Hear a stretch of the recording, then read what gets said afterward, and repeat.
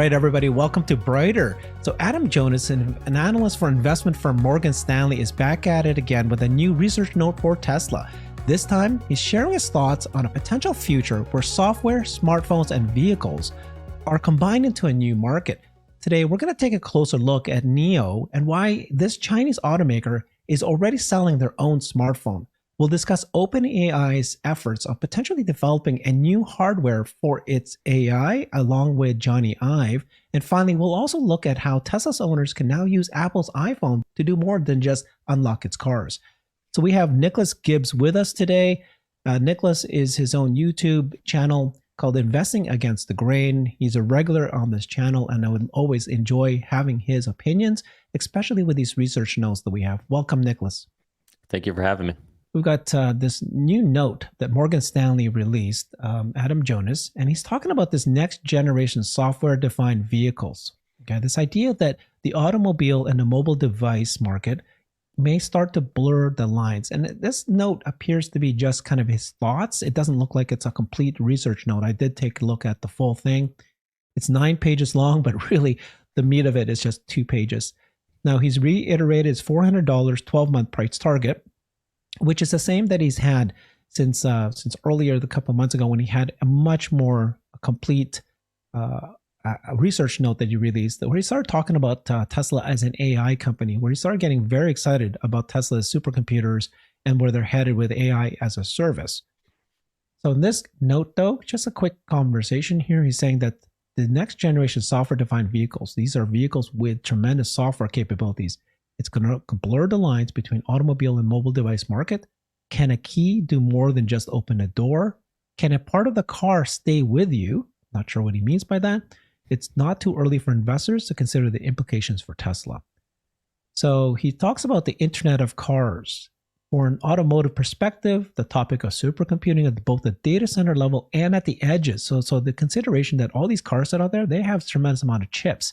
They have batteries, they have storage energy equivalent. And so one car is equivalent to 2,000 iPhones. And you combine all that compute power, it can do so much. Let me pause there, Nicholas. What are you thinking about this concept of the cars as an iPhone? First of all, Morgan Stanley, Adam Jonas, I think they do a lot of good work. I think they're some of the few that really can think big about what is happening in this world and the way things are evolving.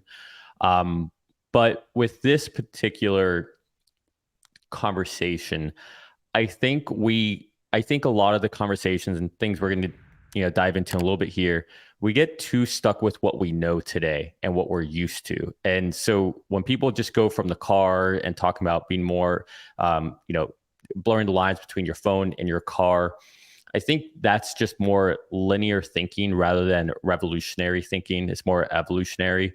And I'm personally of the mindset that is not going to be the way things go. So yeah, I get it. There's a lot of compute, a lot of batteries and all that, but it's not exactly, simple to link all of that compute together. And you're also kind of assuming that all that compute isn't already doing other things, right? With the Teslas, we have, the Tesla AI computer that they built, and that's already getting taxed, right? It's I wouldn't say it's maxed out, but they're already having to find new ways to really compress everything and to find ways to be more efficient from a memory and a compute perspective. So I don't think we're going to be able to use that to somehow string all these different Teslas and all their compute to do something.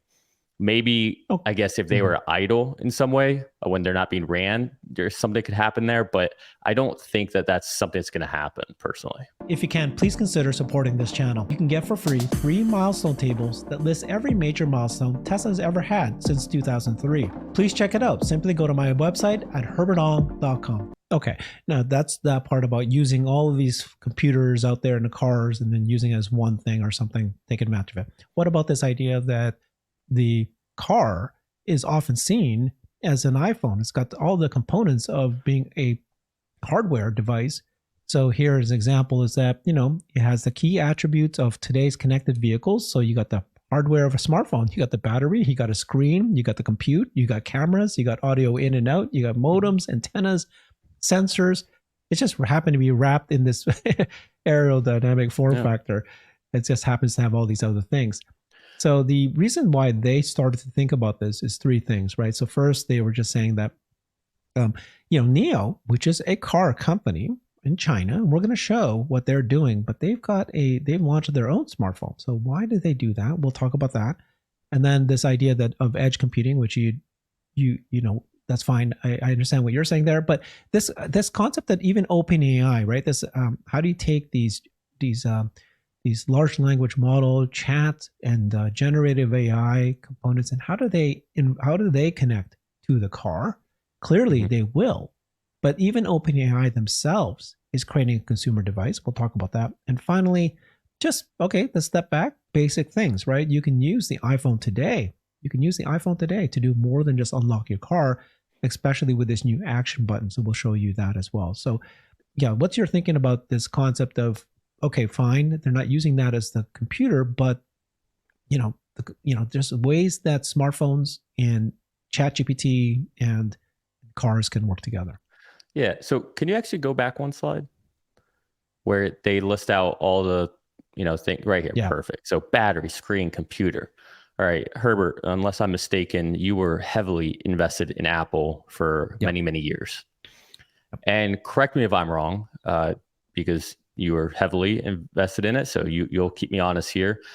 When the iPhone came out, it really didn't do much to the stock.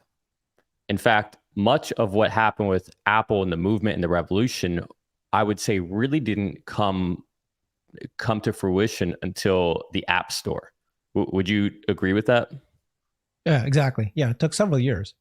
Yeah. And so if you notice, yes, everything they just say in there, a phone from a physical perspective is very similar to the car as far as the components.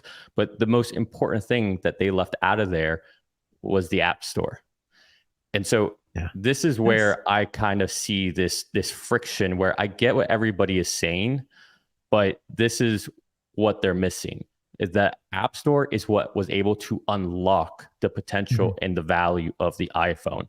This happened to be the best mechanism and the best experience and the most intuitive way to express that and experience that. And that's why to this day is the most dominant form factor.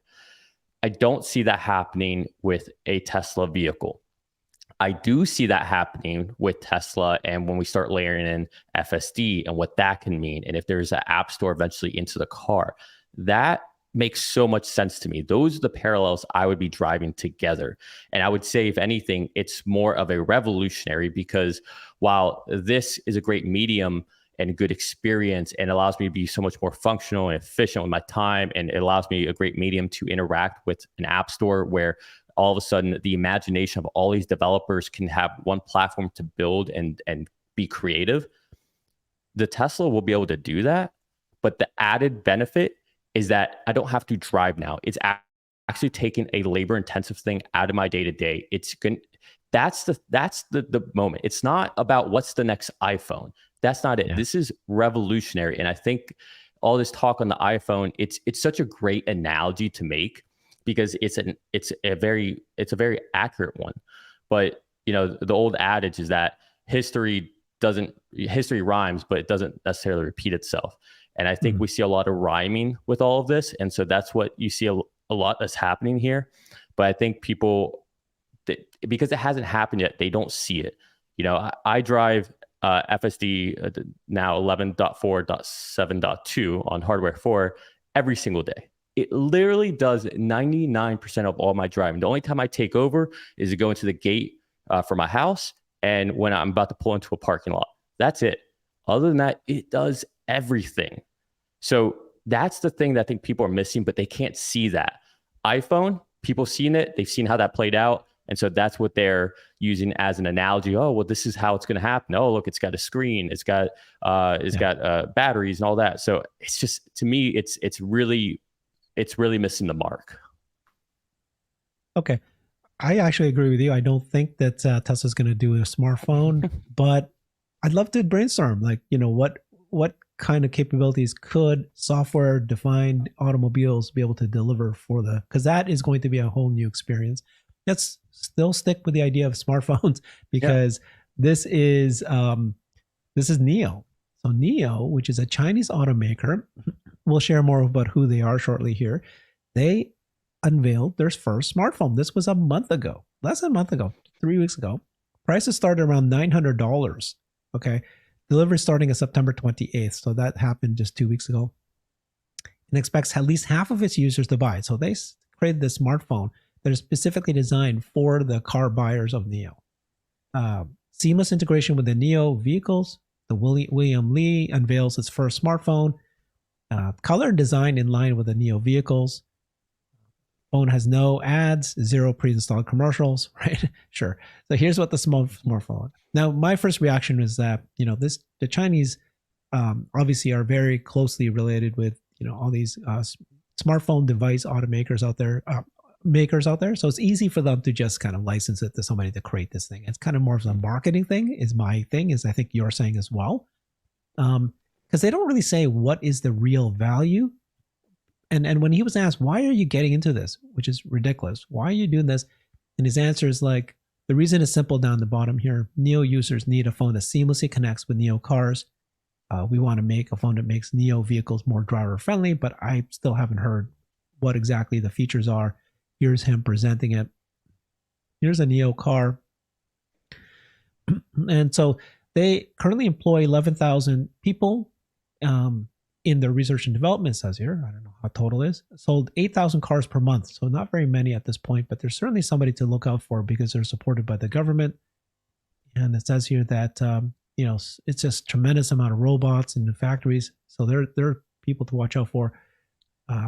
And they're apparently offering this augmented reality glasses for each seat in its car. Again, just seems so like a way to differentiate themselves with technology. But none of it's profitable. They lost $835 million in the second quarter, about $35,000 for every car sold. So they're still very much at that stage. And they nearly ran out of cash. A government, local government injected $1 billion for 24% stake. So let me go ahead and play a little bit of videos just so you can see what this looks like.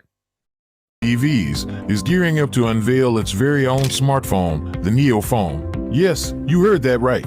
This startup sensation is all set to redefine the way we perceive both cars and phones.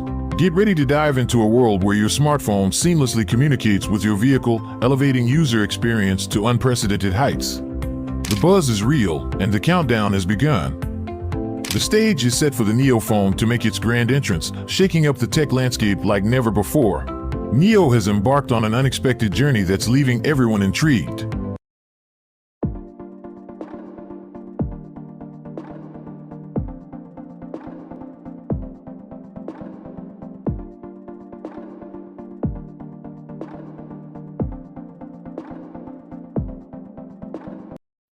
Okay, that's enough of that. I mean, there's just zero functionality presented. So what's your thoughts? Yeah, so let's take a step back. First of all, I give a lot of credit to NIO because they are out there. They're trying to reinvent things and reshape the way certain things are done. They have battery swapping. They've got the little like Alexa helper inside of the car. They're doing this with the phones, and I always applaud trying to break molds and trying to do things differently. So I think they're doing great. And that commercial, that last one you played, I watched the full thing. It's a great commercial. Honestly, it was catchy. It was like great song, everything. With all that said, I think that there's a few problems that I see, and it's just one individual's opinion, and I could be completely wrong, and I might eat this later. But the first problem that I see is, one, while I like that they're going and doing all these different things, right? You could say, hey, look at Tesla. They went and they got into energy and solar, and and then all of a sudden they're doing a humanoid and all this stuff. And a lot of this was started before they were really profitable, right? I think one was Optimus, was it 2020 or 2019? I forget. But the idea is they're going to all these ideas. So why would that be any different than what NIO is doing? right? Optimus was born out of, well, we're already doing motors and batteries and vision and all this. Well, you could say the same thing for the cell phone and the car, right? Well, we're already dealing with glass and the operating system and all that. So there is a devil's advocate argument here. The problem that I have with this is that I still don't understand. The whole reason he said was people need a intuitive or more natural way to engage with the car. Tell me one thing that I need this entire phone for, the operating system on this and everything for my vehicle, that I can't just do through an app, which, by the way, leverages all of the physical components underpinning this. There's nothing. There's absolutely nothing. Now, there were some things I saw in that commercial. Like, oh, that would be nice if Tesla would incorporate this in the app for the car, or allow it to integrate, right? Like being able to do more like FaceTime things or Zoom thing. Well, I guess Zoom is part of it now. But just as you can see your iMessages on your Tesla, like this stuff can easily be integrated. It's not like you need to go all the way into the phone industry to do this, right? That's so overkill, and I think it's a waste of time. You bring up a great point as far as they're in China. For all we know, they just license this out to someone, or they're just paying a license fee and just put the Neo brand on there, and that's it. And it's more of a marketing thing. That's definitely possible. But I fail to see where the benefit is of having an entire phone for your car rather than just having an application. Because while many people may decide to buy the phone who own Neos, the truth is, if Tesla made a phone and you want to get me off of my iPhone to use a Tesla phone, well, then you're also going to have to make a laptop. Right. Because that's the biggest benefit from my phone and my ecosystem is my phone with my MacBook. That seamless experience is unreal. But they're very similar types of interfaces, right? I'm typing, I'm looking at a screen, I'm trying to do certain things. In the Tesla, that's not the way we will or we currently interact with it, right? I think that will be a whole different type of interaction that, again, the phone is not necessary. And then I had one other thing. Let me see if I can resurface it top of my mind. Well, I'll pause there. You seem like you're saying. No, I think we spent too much time on this because I just can't understand it too. I think it's a complete waste of time. And we're going to show why. Now, this next story here, I think, is interesting, right? Because this is the power. The power is, how do you take, this OpenAI, which is incredibly powerful, right? The ability to communicate with this incredibly powerful AI. How do you take it and make better use of it? So here's, Sam Altman, the CEO and founder of OpenAI, saying that they might be creating a device. Now, this is all kind of, we'll take a look at this, but it looks more than just rumors. And they're early in discussion to create a device for artificial intelligence. So this is, they're talking to Johnny Ive, who's famously the designer for Apple, SoftBank's son, who's obviously somebody who's, been investing in a lot of major startups. The iPhone of artificial intelligence, fueling by more than $1 billion. So let's see. They've held brainstorming sessions at the designer's San Francisco studio about what a consumer product centered on OpenAI's technology would look like. This is discussions from people. Said to be serious, but no deal has been created. So what's your thoughts about this? Like, if you could embed the AI, this incredible technology, into the cars, and we know that Tesla, Elon, has created a separate company, XAI, that's going to replicate what ChatGPT is doing. But then the ability to combine, right, the hardware, real world AI that we have, but with also the ChatGPT together, is the power. Mm-hmm. And you've heard Elon always refer to the car as a robot on wheels. Yeah. So let's talk about what they're doing first. So you've got Sam Altman, heads OpenAI, Ivy, who was famously with Apple for many years, essentially is why we have all the beautiful Apple products we have. And then obviously SoftBank, everybody knows who they are. What they've talked about, or at least what they've expressed that we can read, is this idea of transforming the operating system or or the kernel leveraging what we're seeing right now is generative AI. And I was thinking about this because I'm sure there's many ideas that they have that I'm not thinking about. But if you think about what the kernel is doing in general in any computer, phone, etc., really what it's doing, it's that middle layer between the hardware and the software. It's regulating CPU cycles, memory, deciding how we're gonna deal with the file shares, everything, right? Now, if we think about layering in some type of AI, even if it's not generative AI, I think maybe we get to another level of AI where it's just even more human-like, et cetera. It reminds me of this comedy called Jexy. I don't know if you've ever seen it. I saw Jexy. it. Yeah. Okay, well, that's what it reminds me of. And that is, I think, where they're thinking this could get to, where it becomes more of your phone rather than kind of being, I know it's a smartphone, but dumb in the fact of how it interfaces with me. Can it be more intelligent? Can it be smarter? Can it understand me? Can it almost have a relationship with me by understanding me as a person, right? If I give my phone to you or to someone else, it's going to work the same. Everything's be the exact same. The only difference is I have apps in a certain way.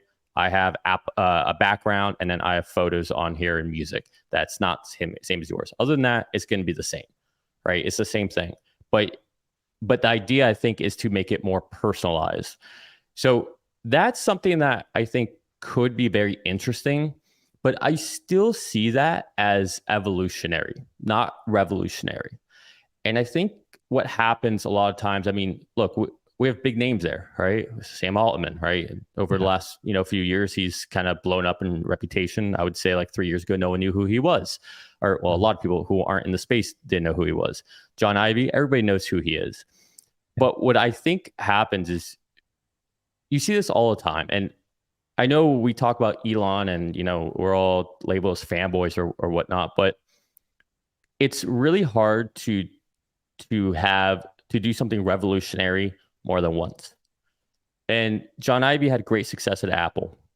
Sam Altman's had great success at OpenAI, and it's not just him. Obviously, he's got a great team around him, and ChatGPT has, exploded on the scene. But to sit there and think that you can just grab these people together and all of a sudden they can create this next thing that's going to be amazing, revolutionary, I think history would show that stuff like that doesn't come to fruition. Besides Elon, you just don't see this happening over and over, right? Mark Cuban's famous for this, right? Mark Cuban was more or less a one-hit wonder, and you haven't really seen much from him after that, right? You see this over and over. And so I think people get excited about the names and the ideas and things people are saying, but I think you got to take it with a grain of salt. Now, with regards to the Tesla, again, I think with our Tesla the way it is right now, even if XAI did something similar to this, where it's very personalized and all that, it means nothing, absolutely nothing, in my opinion, without autonomy. Autonomy is the gatekeeper to all of this, to the way we experience the cars, to how we do entertainment in there, how we do professional business in there, how, just, it's so hard. Like, people just won't talk about this. I mean, we do, obviously, we're in our own echo chamber. But if you think about it, if you were, I forget where you live, somewhere in California, but if I was going from San Diego to San Fran, I imagine that's what, a 2-hour flight, maybe hour and a half flight. I might choose to just use my vehicle instead of dealing with the airport, the luggage, the cost of it.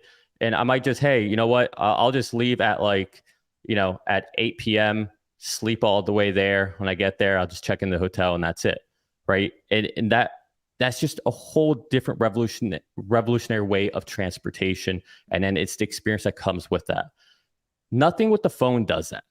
Even if you have this to be the most amazing Jexy-like assistant, it doesn't do anything like that as far as changing the world. If anything, all it does really is suck me into more screen time.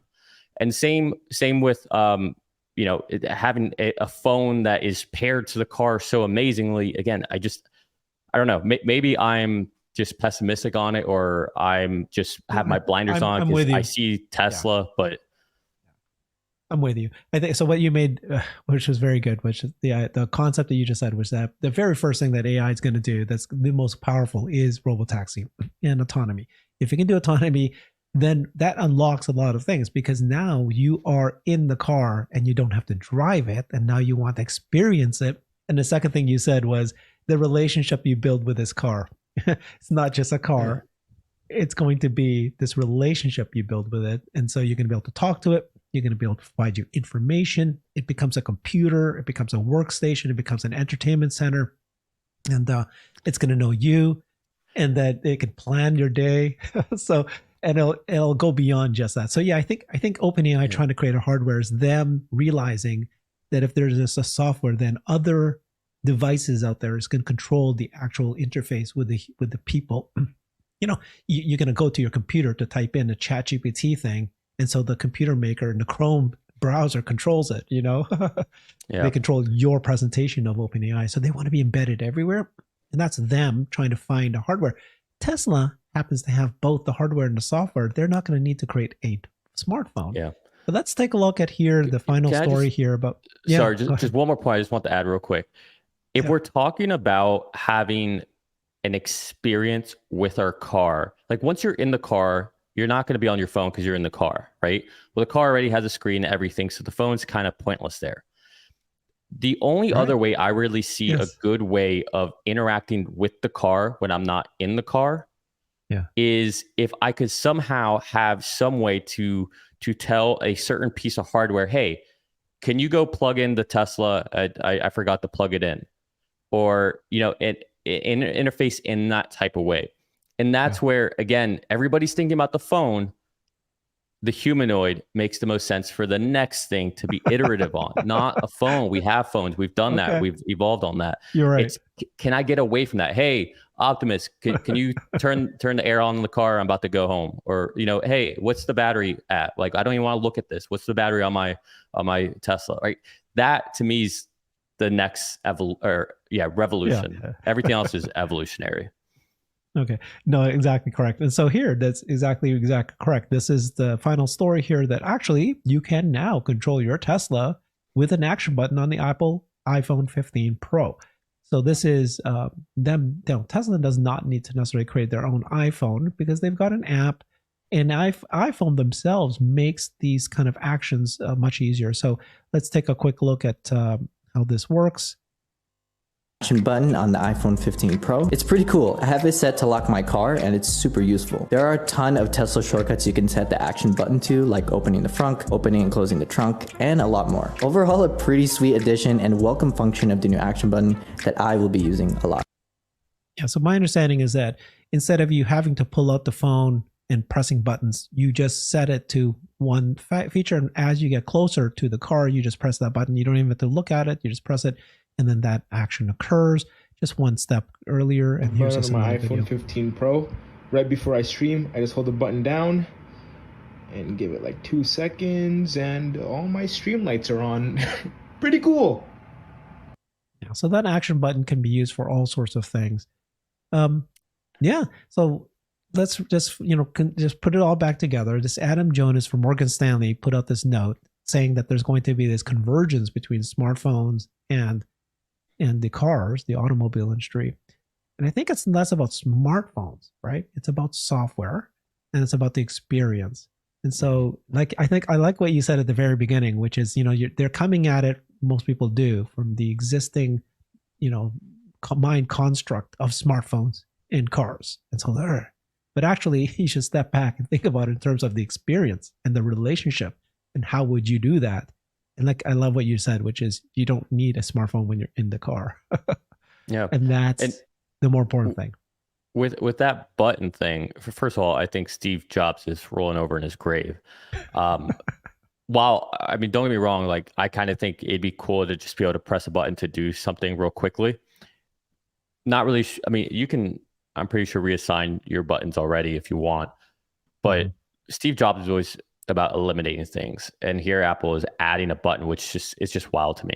But that's cool on a video. I don't think I would never, ever use that for anything other than to lock my car. Because just imagine it's in your pocket or whatever, and you accidentally hold it down, and all of a sudden your trunk's open. Or a kid's looking at your phone, and all of a sudden he presses it, now your trunk's open, and you're not aware of it. Like it's the same reason why like a lot of smart locks, when they interface with any of your IFTT, if they send that type technology in your house, unless it's changed recently, normally they would not allow you to unlock it by asking Alexa, because that could be a security risk. Someone could just be outside your house and say, Alexa, unlock the front door, and also I could walk in. But they would allow you to lock it. They would allow you to say, Alexa, lock my front door, right? It's the same kind of thing. It's like, it just doesn't make sense to allow me to unlock or open something that could accidentally be triggered. So I don't know. It's cool in many ways. Like the lighting thing. Yeah, that's low risk, no issue.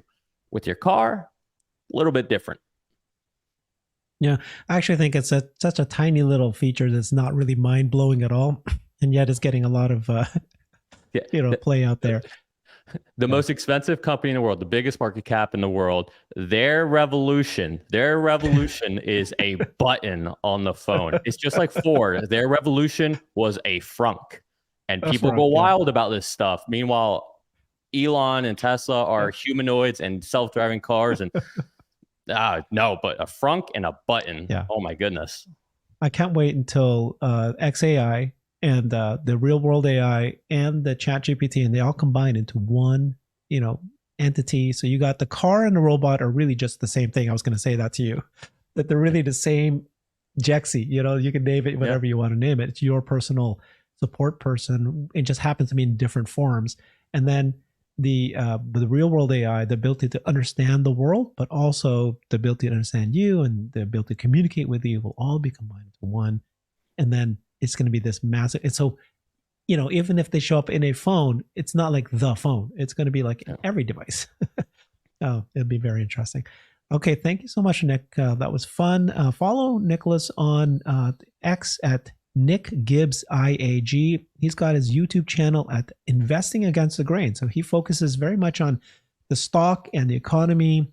And as you saw today, he doesn't follow. He and I'm always the optimist. I'm always thinking of how fun things are, but you're always bringing in kind of this kind of just a realistic view of things. And I love that about you. Thanks, Nicholas. Thank you.